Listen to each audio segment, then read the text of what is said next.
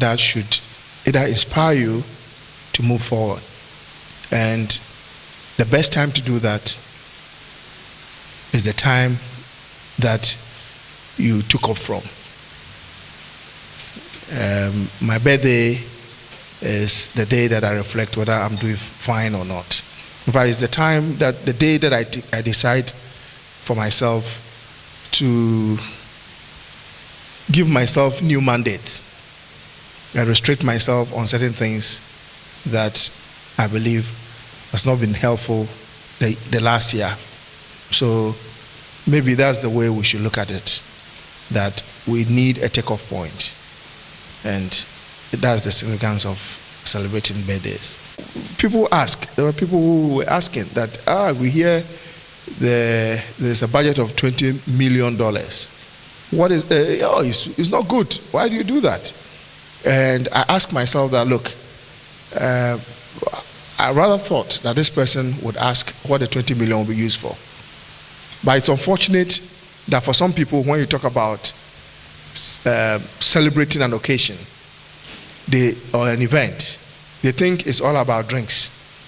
But when it comes to the drinking part, in Ghana, when it comes to drinking, merrymaking, you can get all the breweries to give it for you for free, especially if you are celebrating your 50th anniversary. Already, we have a lot of offers. All what they want is that you put their posters around and we'll give you the free booze and everything. So it is not for free booze. I think that $20 million is not enough. I would wish that for every village in Ghana, we should have a Jubilee school, or at least expand the classroom block and have the Jubilee wing. And if we're going to do that, $20 million is not enough. We are encouraging people to come to Ghana and spend their money. And we believe, if you know Ghana very well, we believe that we have very strong, one of our tourism products in Ghana is culture. And culture is very, very strong. Quite recently, there were going to be, some people claimed some gay people were going to have a conference in Ghana. And you could feel how culture stopped what was supposed to happen. It was not religion, it was nothing, but it was the culture. The culture is quite strong in Ghana. It's stronger than a lot of what comes in. But then, apart from that, as a government, we are also ensuring that certain things do not take root in Ghana. If you enter the arrival hall, the first thing you see there is a big notice welcoming you to Ghana and telling you that we don't accept deviant sexual behavior in Ghana, and that if that is why you came, then go back. Saying this, I'm not saying that gay is good or is bad. But what I'm saying is that we also have polygamy in Ghana, which they don't have in a British society. Societies have their own uniqueness. That doesn't mean that we are people who are not accommodative.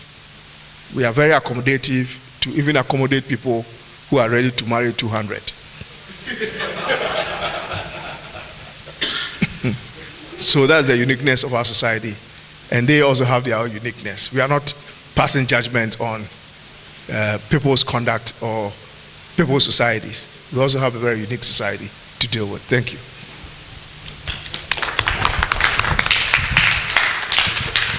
In his closing remarks, the chairman of the occasion, Dr. Shadrach Ofosuware, encouraged the government of Ghana to make information on what is happening in Ghana easily accessible to the diaspora community. This, he said, will dispel negative information that is usually passed on foreign media. He also urged the government to remove bottlenecks and bureaucracy that discourage Ghanaians and the diasporan community from easily moving into Ghana to settle or do business. We are very interested in going back to do stuff.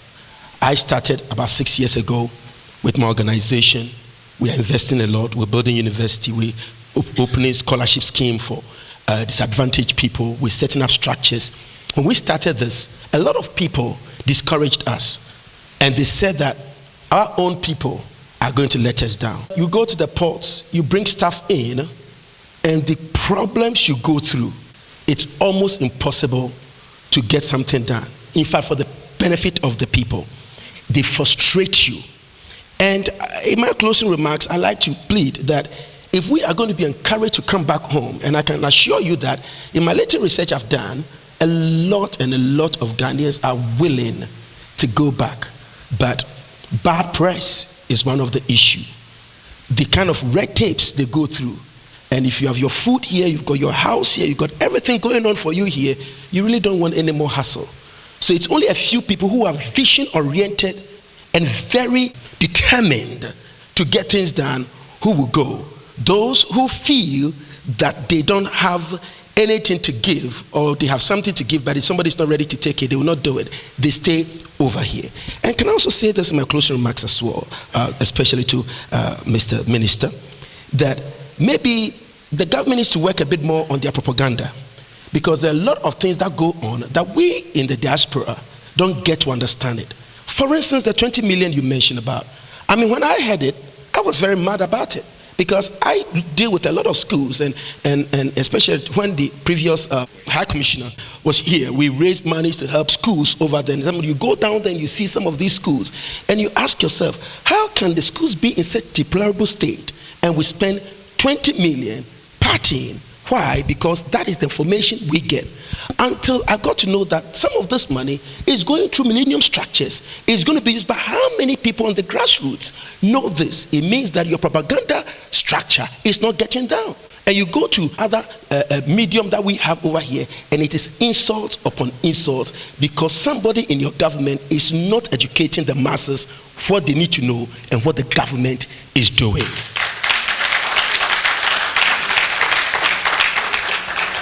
So I would highly recommend that these points be taken very seriously, so that if there is a channel where we can get direct information as to what is going on, it would help us. In fact, in a lecture organized in his honor, ex-president Nyerere said that one thing that he has studied in all his travels is that everywhere he went and everywhere he saw Africans outside of Africa, they always said that this African.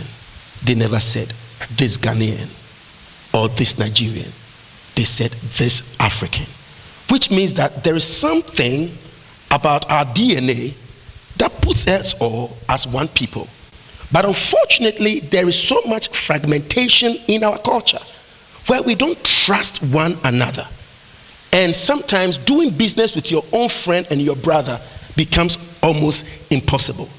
And therefore, we don't patronize our own. It's better to go to the British or to go to somebody else to do business with than to do business with your own brother and sister.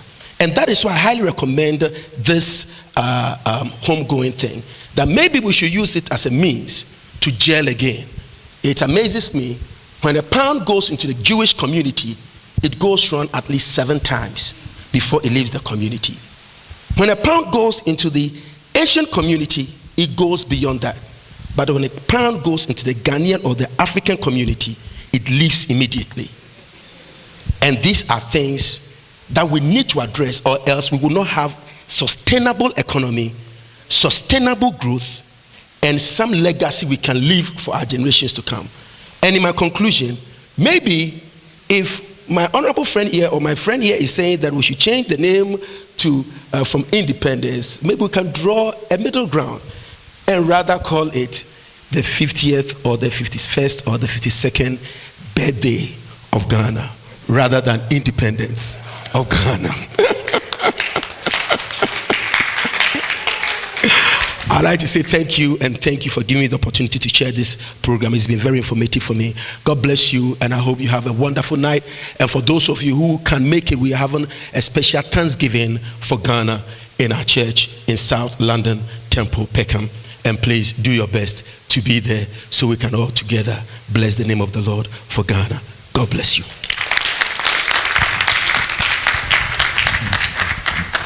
The event was brought to a close with a vote of thanks by Dr. Moses Okai. During the reception after the event, I took the opportunity to interview some of the special guests at the function. We support all events that are being undertaken by the private institutions, private individuals to bring Ghanaians back home. We believe that it's in the right direction, that people reconnect with the motherland.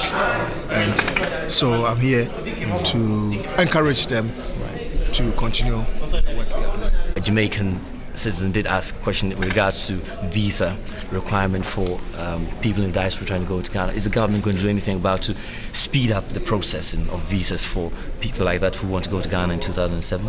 Well, it's been part of the dialogue that is going on within government, and I believe that by the 50th anniversary, government would officially say something about it. I've got with me here Edwin Tetebete, the event manager for Ghana Golden Homecoming. Now, what sort of event? You're asking people to come to Ghana in 2007 and celebrate. What event have you put in place? Well, basically from the 26th of February to the 28th of February next year, we're having our first event as a press conference at the Kwame Nkrumah Mausoleum.